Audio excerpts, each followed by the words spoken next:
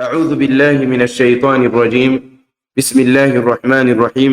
الحمد لله والصلاة والسلام على رسول الله وعلى آله وأصحابه من سار على نهجه إلى يوم القيامة، ونسأل الله أن يجعلنا منهم، اللهم آمين. أما بعد، ikuzo nishimwe nta wundi bikwiriye uretse Allah subhanahu wa ta'ala. Ndasaba Allah ko yataka intumwa Muhammad sallallahu alaihi wasallam mu bamalayika, akanayihundagazaho amahoro n'imigisha yo n'abayo mu rugo n'abasangira ngendo bayo n'abayikurikiye n'abazakomeza kuyikurikira kugeza ku munsi w'imperuka. Saba Allah subhanahu wa ta'ala yuko yadushira muri abo ngabo, Allahumma amin. Hanyuma y'ibyo garago ba Allah, dukomeje igitabo Adabul Muallimin wal Muta'allimin cyanditswe na Sheikh Al-Allama Abdurrahman ibn Nasir As-Sa'di rahimahullah, Allah amugirire impuhwe. Ejo hashize twari twarebeye hamwe isomo rya mbere, tureba ibijyanye n'ikinyabupfura, tureba n'agaciro kacyo, nanone turebera hamwe impamvu twagakwiye kurangwa n'ikinyabupfura. Mbere yuko dukomeza ibyo twize ejo hashize, hari athar ngira ngo dufungurireho isomo ryacu ry'uyu munsi, nayo ikomeye cyane, dukomora ku bamenyi bahambere bavuga kuri adab cyangwa se bavuga ku kinyabupfura. Al-Layth bin Sa'd rahimahullah yabonye bamwe mu bantu batita ku kinyabupfura cyangwa se badafite ikinyabupfura, nk'uko biri muri Al-Jami' al-Akhlaq ar-Rawi wa Adab as-Sami'. Aravuga ati, antum ila yasirin min al-adab,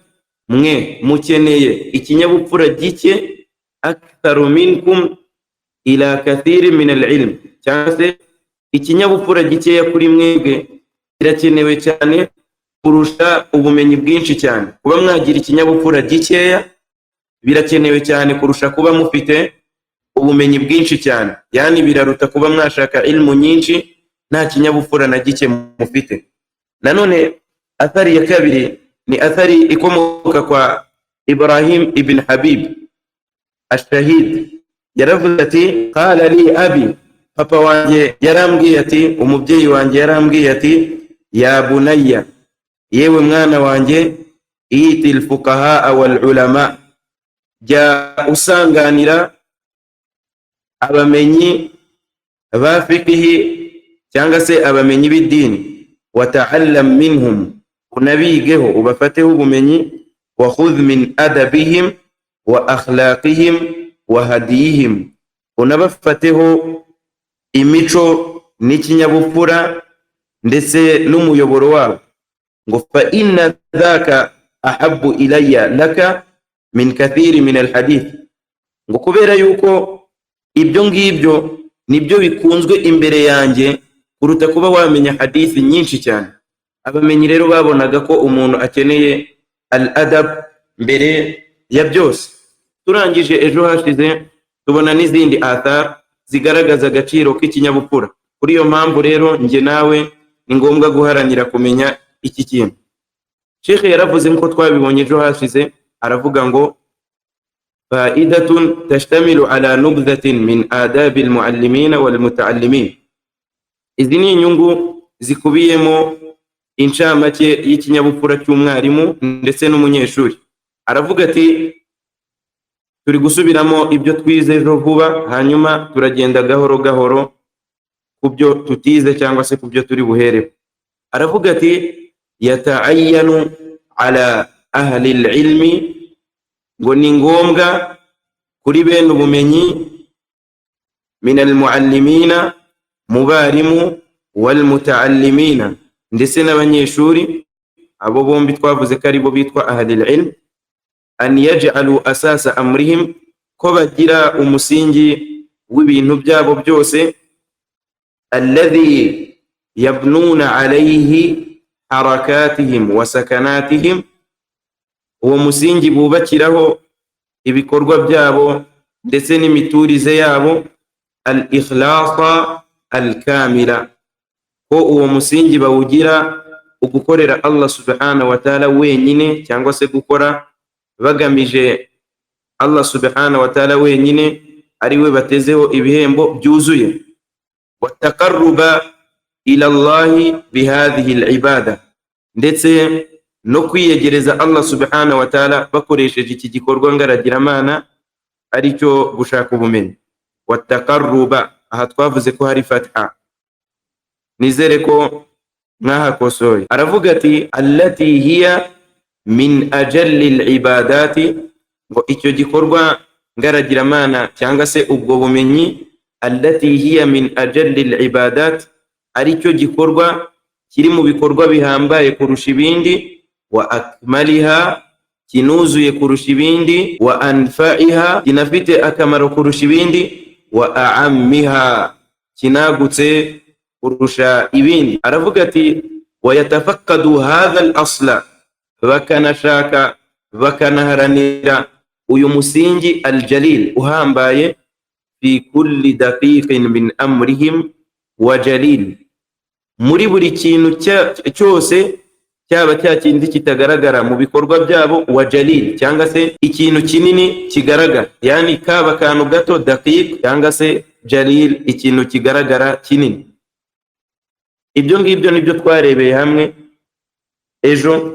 Turangije tunavuga kuri hadith yaje ivuga ku mugambi umuntu agomba kugira, hadithi innamal a'malu binniyat.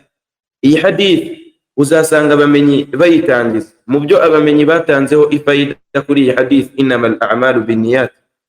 Impamvu abamenyi bagiye bayitangiza ni ukugira ngo bereke umuntu ko agomba kugira niyatul khalisa mu bikorwa byose, no muri iki gitabo agiye gutangira ndetse no mu rusomo agiye gusoma azirikane aniyatu al-khalisa. Nanone tubona ko Allah yagize ati ala lillahi dinul khalis, ngo Allah subhanahu wa ta'ala niwe ukwiye guharirwa idini, ukwiye guharirwa idini ye.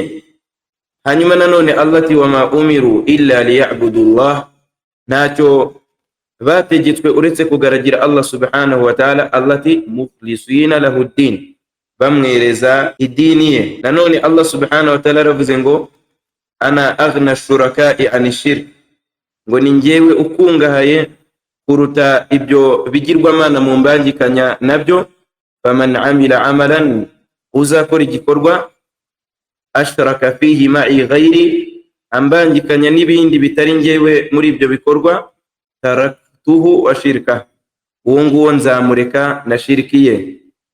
Nanone intumwa y'Imana sallallahu alayhi wa sallam yaravuze iti akhwafu ma akhafu alaykum, cyo nitinyira nako icyo mbatinyira kurusha ibindi, aravuga ati ashirkul asghar, ni shirki ntoya.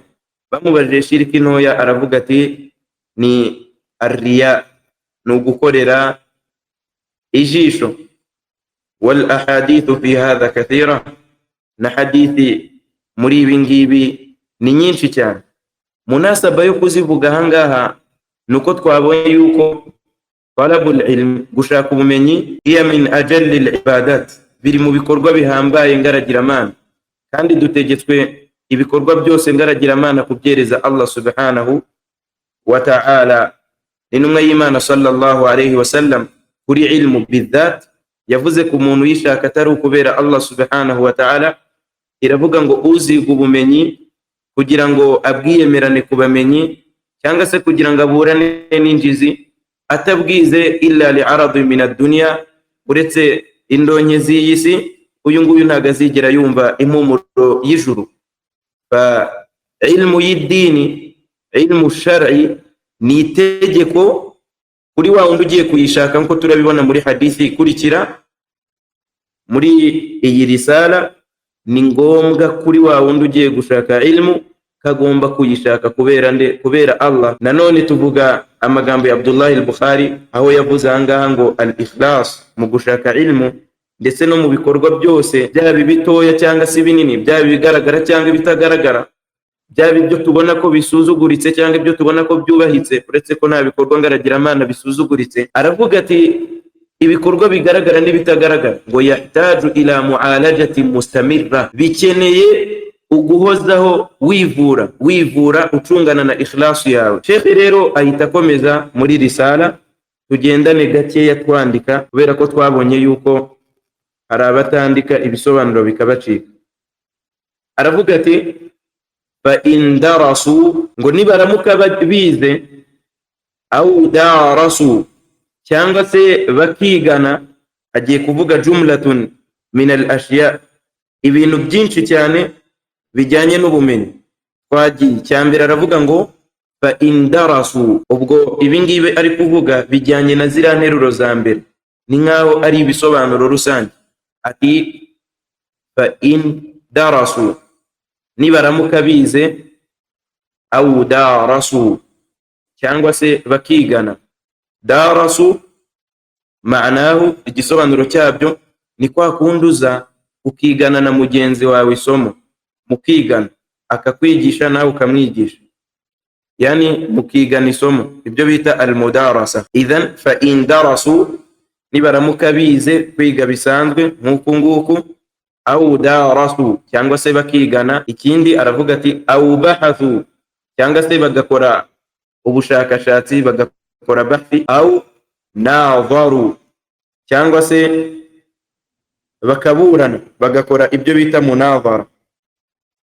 Ni munadhara, قال الشيخ عبد الله البخاري، شيخ عبد الله البخاري يقول التعليق كوريا رفقا ngo هذه المناظرة، هي مناظرة للمراد منها الاختصام، ntago ikigamijwe kuri yo kuburana ndetse no gushwana. Wa innama almuradu minha, ikiba kigamijwe muri yo ni ukugaragaza alhaq ndetse no kuvanaho albatil. No mu biranga bemera Imana nyabo, madama habayeho munazara, agomba kutabogama, akarangwa no gukurikira alhaq. Idhan munazara igamijwe hano ntago ari kwa kuburana nk'uko abantu bayobye baburana bila faida, nta faida ihari, cyangwa se buri wese ashaka kugaragaza ko ari zaim, ari muntasir, ari ukwiye kuba yahabwa ijambo. Idhan aravuga ati au nadharu, cyangwa se bakajya impaka, ariko impaka zigamije ukuri. Au asma'u, cyangwa se bakumvisha umuntu ubumenyi. Au istama'u, cyangwa se bakumviriza ubumenyi. Asma'u bimana bumvisha undi muntu ubumenyi. Urugero ni nko gufata ubumenyi ukabwumvisha umuntu, waba wowe uri kubumubwira kugira ngo yumve ubumenyi, cyangwa se uri kubumwumvisha mu rundi ruhande. Au istama'u, cyangwa se bakumviriza bo ubwabo none. Au katabu, cyangwa se bakandika. Au hafidhu, cyangwa se bagafata mu mutwe ubumenyi. Ibi byose ni ibintu bijyanye na ilmu, byose ari kutubwira. Au karraru durusahumul khassa, cyangwa se bagasubiramo amasomo yabo al khassa, yihariye, y'umwihariko, cyangwa se bagasubiramo amasomo yabo y'umwihariko. Au raja'u alayha, cyangwa se bakayagarukaho. Au ala ghayriha min al-kutub al-ukhra, cyangwa se bakagaruka ku bindi bitari ibyo ngibyo mu bindi bitabo, yani ibindi bitari ayo masomo y'umwihariko. Aho bitandukaniye, hari ya masomo wiga bisanzwe. Aya masomo iyo ugiye kuyasubiramo ugomba kuba ufite ikhlas. Wa ma'al asaf, nibibabaje biteye agahinda, usanga dusubiramo amasomo kubera ikhtibar, ariyo niya dufite, cyangwa se kubera kugira tugire mumtaz, cyangwa se kubera kugira ngo tugire shahada. Yanbaghi yuko igihe dusubiramo amasomo yacu khassa yihariye twiga ku shuri, tugomba kuba dufite ikhlas. Au raja'u alayha, cyaba bakayagarukaho bakayasubiramo. Au ala ghayriha min al-kutub al-ukhra, cyangwa se ibitari ayo masomo mu bindi bitabo, yani yayandi atari umwihariko. Arakomeza agira ati au jalasu, cyangwa se bakicara majlisa ilmin, mu byicaro by'ubumenyi, cyangwa se mu cyicaro cy'ubumenyi. Au nakalu aqdamahum limajalis al-ilmi, cyangwa bakimura amaguru yabo bagana ibyicaro by'ubumenyi. Wa hadha yajibu fihi al-ikhlas, nabyo bikwiye kuba twabigira ikhlas. Wa qad jaa fihi nas, n'iki ngiki by'umwihariko hajemo dalil nk'uko turi buze kubibona. aw ishtaraw kutuban, cyangwa se bakagura ibitabo. Wa hadha min wasail al-ilm, nibi ni bimwe mu bidufasha gushaka ilmu. Aw ma yu'inu ala al-ilmi, cyangwa se bagashaka na buri kintu cyose kibafasha iki, kibafasha ubumenyi, kibafasha gushaka ubumenyi. Qala Sheikh Abdullah al-Bukhari, Sheikh Abdullah al-Bukhari yaravuze ngo hatta hadha al-qalam, ngo niyi karamu iyi ngiyi twandikisha umuntu agomba kuyifata afite ikhlas. Ahita avuga ati kana al-ikhlasu lillahi, ngo gukora kubera Allah subhanahu wa ta'ala, wa ihtisabu ajrihi, ndetse no gushaka ibihembo bye, wa thawabihi, n'ingororano ze, ndetse no gushaka ingororano ze, wa thawabi, n'ibihembo bye, mulaziman lahum, ngo ni ngombwa kuba biri kumwe nabo muri bya bintu byose twavuze.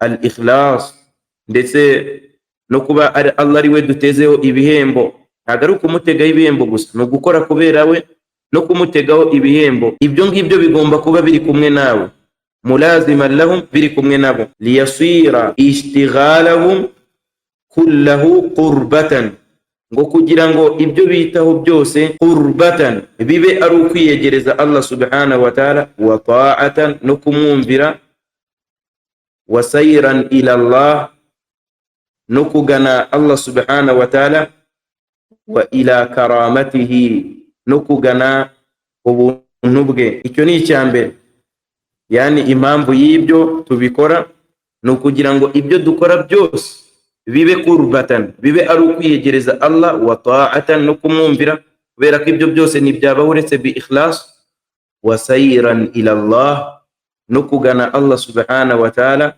ubwe, wa ila karamatihi, ndetse no kumuweze. Ahangaha tuze gukosora, twari dusomye liyasira ishtighalahum, ni liyasira ishtighaluhum, dushireho dhamma kuri ishtighalu. Tayyib, wa kadhalika aravuga ngo waliyatahaqqaqu biqawlihi, no kugira ngo bashire mu bikorwa imvugo ye sallallahu alayhi wa sallam, imvugo y'intumwa y'Imana sallallahu alayhi wa sallam, aho intumwa y'Imana yagize iti man salaka tariqan, uzafata inzira, yaltamisu fihi ilman, agiye kuyishakamo ubumenyi kubera Allah, ako kantu tujye tugashiraho, sahala Allahu lahu tariqan ila aljanna, Allah amworohereza inzira igana muri aljanna, Allah amworohereza inzira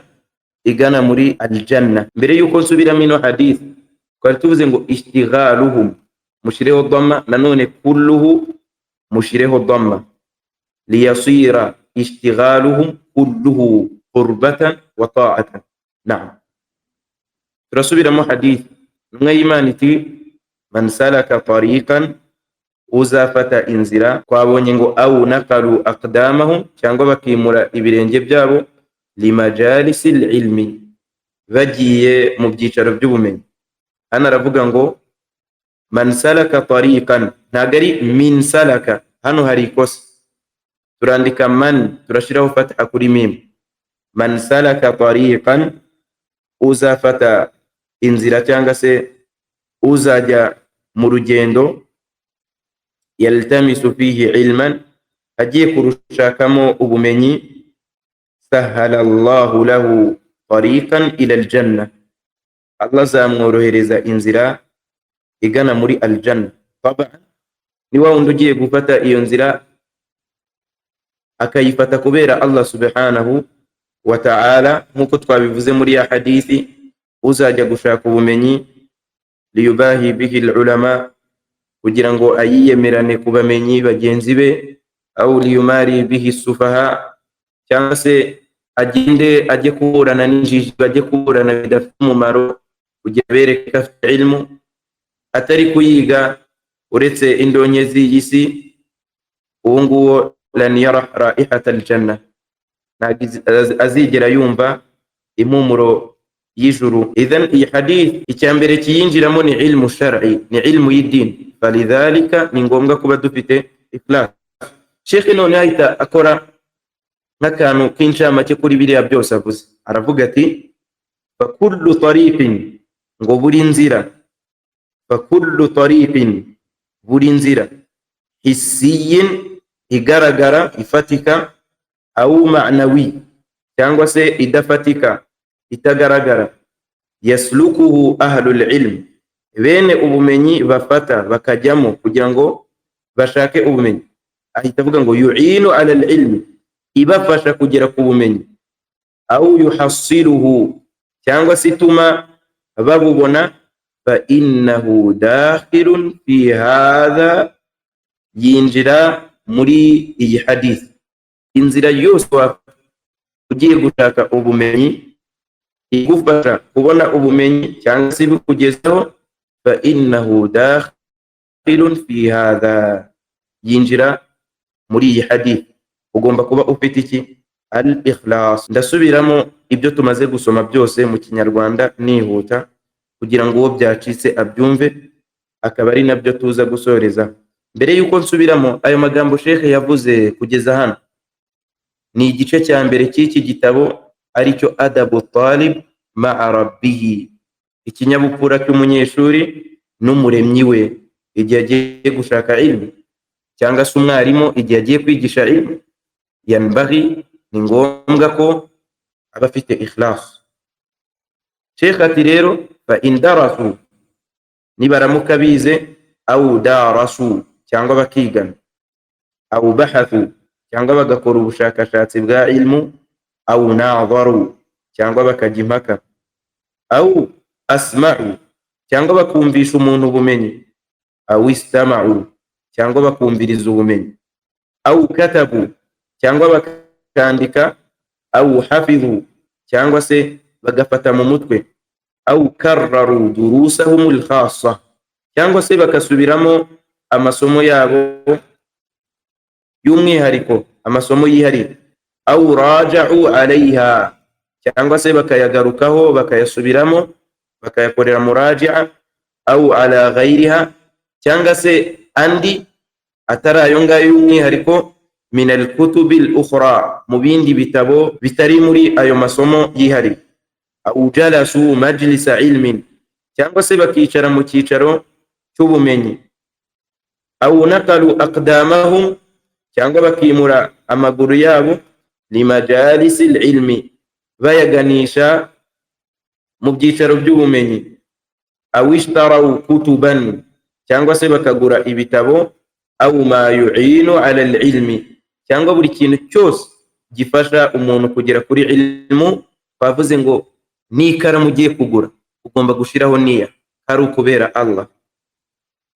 Ngo kana al-ikhlas, nyuma yo kuvuga ibyo byose ahita avuga ngo al-ikhlas lillah wa ihtisabu ajrihi, gukora kubera Allah subhanahu wa ta'ala, wa ihtisabu ajrihi, ndetse no gushaka ibihembo, wa thawabihi, ndetse no gushaka ibihembo n'ingororano za Allah subhanahu wa ta'ala, mulaziman lahum, bigomba kuba biri kumwe nabo igihe bagize gute, bari gukora biriya byose twavuze n'ibindi bisa nabyo.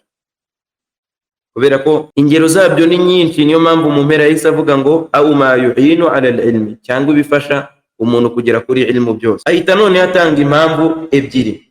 Iya mbere anayishyiramo n'ibindi bintu, aravuga ngo liyasira ishtighaluhum kulluhu qurbatan, kugira ngo ibikorwa byabo byose cyangwa ibyo bahugiraho byose bibe qurbatan, bibe ari ukwiyegereza Allah, wa ta'atan, no kumwumvira, wa sayran ila Allah, no kugana Allah subhanahu wa ta'ala, wa ila karamatihi, ndetse no kugana ubuntu bwe Allah subhanahu wa ta'ala. Waliyatahaqqaqu, impamvu ya kabiri bagomba kuba bafite ikhlas, ngo ni no kugira ngo bashire mu bikorwa cyangwa se babone bashire mu bikorwa biqawlihi sallallahu alayhi wa sallam, ibiri mu mvugo ya Allah subhanahu wa ta'ala, biqawlihi sallallahu alayhi wa sallam, ibiri mu mvugo y'intumwa y'Imana sallallahu alayhi wa sallam, aho yagize iti man salaka tariqan, uzafata inzira, ntago ari min, ni man salaka tariqan yaltamisu fihi ilman, uzafata inzira agiye kuyishakamo ubumenyi, sahala Allahu lahu tariqan ila aljanna, Allah zamworohereza inzira igana muri aljanna. Ahita avuga ati rero fa kullu tariqin, buri nzira iyo ariyo yose, hissiyin igaragara, au ma'nawi cyangwa itagaragara, nkuko mubibona muri hadisi numwe y'imana ngo man salaka tariqan, yayigize nakira, inzira iyo ariyo yose. Rero buri inzira iyo ariyo yose, hissiyin ifatika igaragara, au ma'nawi cyangwa se itagaragara, yasluku talibul ilm, umunyeshuri afata kugira ngo ashake ubumenyi, nako bene ubumenyi bafata, yu'in ala ilmi, ibafasha kubona ubumenyi, au yuhasiluhu cyangwa ituma babugeraho, fa innahu dakhilun fi hadha, yinjira muri iyi hadith. Ndasoreza kuri athar nziza cyane y'umumenyi ukomeye bita Ibn al-Qasim, aho Ibn al-Qasim yagize ati nkuko biri muri Siyar A'lam an-Nubala, aravuga ati qala as-Suhnun rahimahullah, yaravuze ati kana Ibn al-Qasim, uwo bita Ibn al-Qasim, qallama ya'ridu lana illa wa huwa yaqul, ngo ni gakeya ya'ridu lana alhadith, yani yajyaga adukorera ard, adusomera ahadith, illa wa huwa yaqul, uretse ko yabaga ari kuvuga ati. Idhan kana Ibn al-Qasim qallama ya'ridu lana illa wa huwa yaqul, ngo ni gakeya Ibn al-Qasim yabaga arimo kudusomera hadith al-ard, kwa kundi umuntu asomera hadith sheikh akagenda yikoraho ta'liq, nibyo bita al-ard. Ngo ni gakeya yakoraga ibyo ngibyo, illa wa huwa yaqul, uretse ko yabaga ari kuvuga ati, ari nabyo dukeneye, ittaqullah, nimutinye Allah subhanahu wa ta'ala, fa inna qalila hadha al-amr, kubera ko gakeya k'iki kintu ari kuvuga al-ilm, yani ubumenyi bukeya, ma'a taqwallahi, buri kumwe no gutinya Allah subhanahu wa ta'ala, kathirun, ni bwinshi cyane, wa kathiruhu, ndetse n'ubumenyi bwinshi cyane, ma'a ghayri taqwallahi qalil, butari kumwe no gutinya Allah subhanahu wa ta'ala, bubari bukeya. Ndasubiramo athar, yaravugaga ati ittaqullah, nimutinye Allah subhanahu wa ta'ala, fa inna qalila hadha al-amr, kubera yuko ubumenyi bukeya, ma'a taqwallahi qalil, ma'a taqwallahi kathir, buri kumwe no gutinya Allah bufatwa nk'aho ari bwinshi, wa kathiruhu, ndetse n'ubumenyi bwinshi, ma'a ghayri taqwallahi qalil, butari kumwe no gutinya Allah abari bukeya. Biri muri Siyar A'lam an-Nubala. Nanone Ibn Mas'ud radiyallahu anhu yaravuze ati laysa al-ilmu bi kathrati al-riwaya wal ahadith, ntabwo ubumenyi ari ukugira riwaya nyinshi na hadithi nyinshi, walakin al-ilmu al-khashya, ahubwo ubumenyi bwanyabwo ni ugutinya Allah subhanahu wa ta'ala. Na Imam Ahmad bin Hanbal yaravuze ati al-ilmu la ya'diluhu shay, ubumenyi nta cyangana nabwo, liman sahhat niyatuhu, kuri wa wundi niya ye yabaye nziza, kuri wa wundi niya ye yabaye salih, liman saluhat niyatuhu, kuri wa wundi niya ye yabaye nyayo, cyangwa se yabaye sahih, yabaye imamu. Qala wa kayfa tasihhu niyya ya aba abdillah, baramubaza ati yewe aba abdillah, ni gute niya itungana? Qala, aravuga ati an yanwiya zawal al-jahla an nafsihi wa an ghayrihi, nukuba yashiraho niya yo kwikuraho ubujiji bwe ndetse no kubatari we, hagari kubandi gusa. Ari byo bamwe yagiraniye, uramubaza uti kubera icyo uri kwiga ngo nukugira nzakore da fayi, wowe nawe ugomba gushiraho iki? Gushiraho niya nziza. Yajib hadha al-amr, ni ngombwa ko dushiraho niya nziza. N'umusizi bita Abu Ishaq al-Ilbiri yaravuze ati ra'sul ilmi taqwallahi haqqan, intumbero yo gushaka ubumenyi no gutinya Allah by'ukuri, walaysa bi an yuqal laqad ra'asta, ntabwo ari uko abantu bagenda bavuga ngo warayivaje. Mbere yuko avuga ibyo yaravuze ngo uzahozeho ilmu, wa khudh bil jiddi fihi, unashire umwete mu kuyishaka, fa in a'takahu Allahu akhadta, Allah nayiguha uzayifate, wa in utita fihi tula ba'in, ngo nuramuka uhawe ukuboko gukomeye muri iyo ilmu ugahabwa ubumenyi bwinshi. Waqala an-nasu innaka qad sabakta, abantu bakajya bavuga ngo waratambutse, wagiye imbere, ufite ubumenyi bwinshi. Fala ta'man su'ala Allahi anhu, uramenye ntuzitekanishe ngo wumve ufite umutekano w'uko ikibazo Allah subhanahu wa ta'ala azakubaza uzashobora kugisubiza. Bitawbihin, ugenda wisiga amavuta wivuga. Alimta, uvuga uti waramenye. Fahal amilta, ese washize mu bikorwa? Ahita avuga ati umutwe wo gushaka ubumenyi ni ugutinya Allah by'ukuri. Nanone itamara yo gutinya Allah kuri wa wundi ushaka ubumenyi no gukora kubera Allah nuko Allah muha ilmu, amuha ilmu. Mutinye Allah wa yuallimukumullah, Allah abigishe. Naqifu inda hadha alqadar. Sallallahu ala sayyidina Muhammad wa ala alihi wa sahbihi wa sallam.